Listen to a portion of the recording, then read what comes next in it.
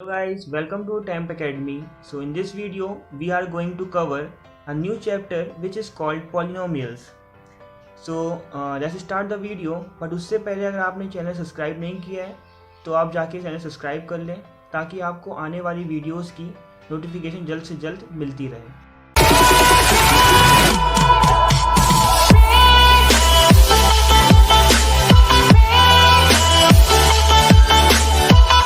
तो आज अपन पढ़ेंगे classification of polynomial based on degree of polynomials.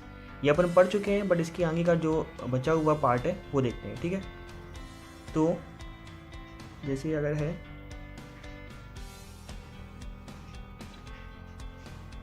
Polynomial in x with degree 1, मतलब ऐसा पॉलिनोमियल जिसकी डिग्री 1 हो उसको क्या बोलते हैं अपन लोग? लीनियर पॉलिनोमियल, ठीक है। ऐसा पॉलिनोमियल x में जिसकी डिग्री 2 हो, ठीक है। डिग्री समझते हैं आप, पावर, जैसे x लिखा है x टू दी पावर 2, तो ये डिग्री 2 है, ठीक है। इसको क्या बोलते हैं? क्वाड्रेटिक पॉलिनोमियल, ठीक है। और ऐसे ही होता है polynomial in x with degree 3, जिसकी डिग्री 3 है उसको क्या बोलते हैं? क्यूबिक पॉलिनोमियल, ठीक है। तो अब एग्जांपल लेते हैं सबका, ठीक है। तो जैसे देखते हैं पहले लीनियर पॉलिनोमियल।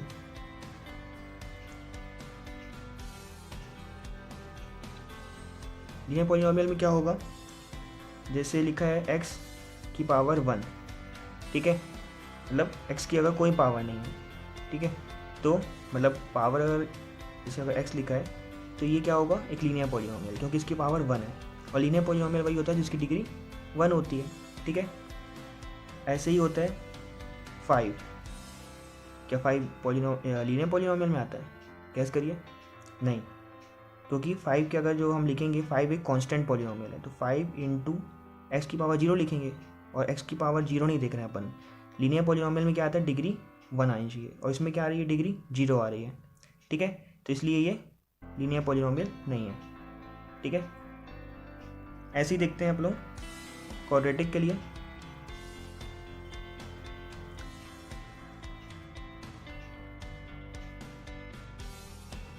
इसमें क्या होगा? x की पावर 2, ठीक है। क्या था? पॉलिनोमियल x में जिसकी डिग्री 2 हो, तो x की डिग्री 2 है, ठीक है। और ये पॉलिनोमियल भी है, ठीक है। तो क्या होगा? ये क्वाड्रेटिक पॉलिनोमियल। और ऐसे ही होता है क्यूबिक के लिए।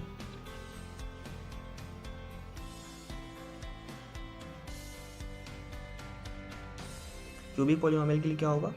जिसकी डिग्री 3 हो, ठीक है।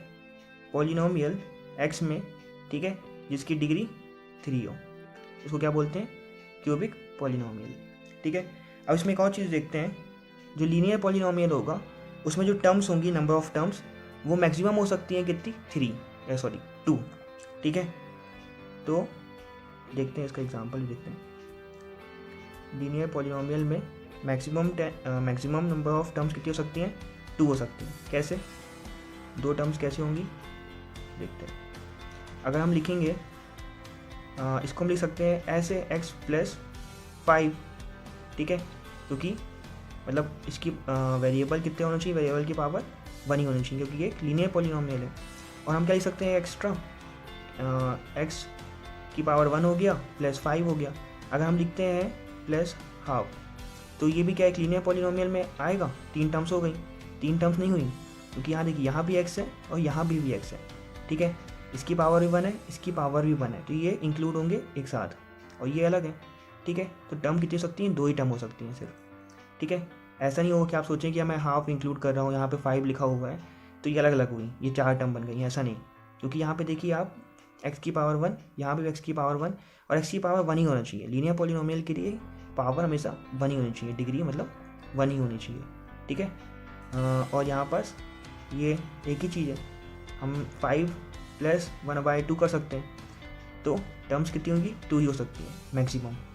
इसमें क्वाड्रेटिक पॉलिनोमियल में कितनी टर्म्स हो सकती हैं मैक्सिमम? 3 टर्म्स हो सकती हैं, ठीक है। मैक्सिमम से मैक्सिमम 3 टर्म्स हो सकती हैं। देख लेते हैं इसको भी। क्वाड्रेटिक है, पावर कितनी होनी चाहिए, पावर कितनी होगी स्क्वायर, तो ये एक स्क्वायर वाली आ गई, एक मान लीजिए आ गई बिना स्क्वायर वाली, मतलब पावर 1 आ गई, ठीक है। और एक आएगी कौन सी, कॉन्स्टेंट आएगी, ठीक है।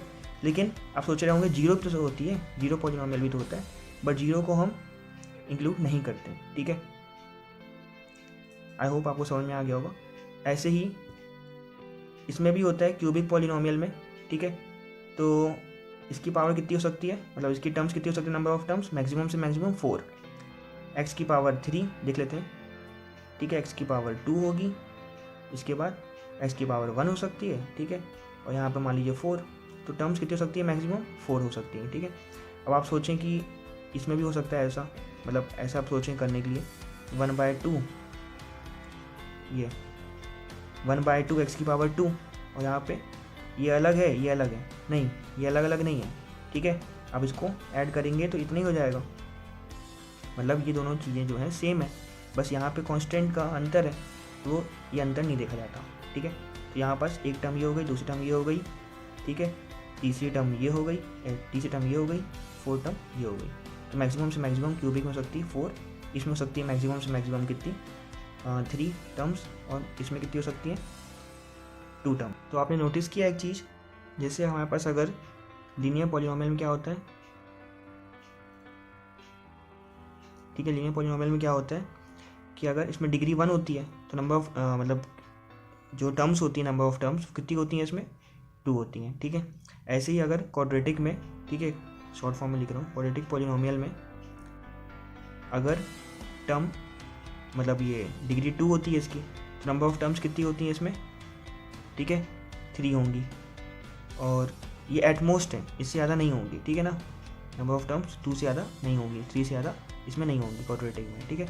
ऐसे ही क्यूबिक में भी होता है, ठीक है, क्यूबिक पॉलिनोमियल में इसमें कितना होता है, डिग्री कितनी होती है, 3 होती है, ठीक है।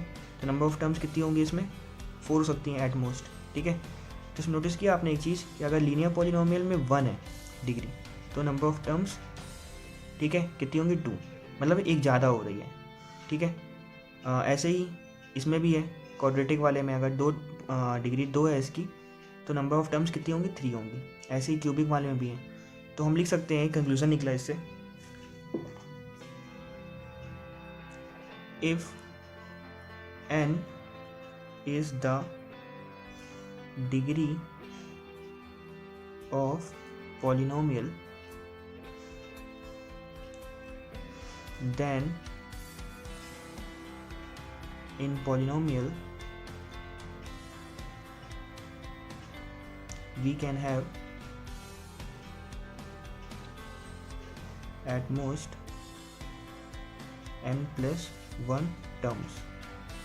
तो क्या समझे आप इससे, जो बताया था अभी मैं, अगर मतलब ये नंबर ऑफ टर्म मतलब जो n है, ठीक है, x की पावर n, ठीक है, लीनियर पॉलिनोमियल x की पावर अगर n है, मतलब x की पावर n मतलब अगर हम 1 ले रहे हैं, तो इसकी एटमोस्ट नंबर ऑफ टर्म्स कितनी होंगी, 2। तो वही लिखा हुआ है कि n is a degree of polynomial, अगर n जो है डिग्री है पॉलिनोमियल का, ठीक है। तो ऐसे ही 1 अगर डिग्री है पॉलिनोमियल की, नंबर ऑफ टर्म्स कितनी होंगी, n+1, मतलब अगर 1 है तो 1+1 कितना हो गया, 2।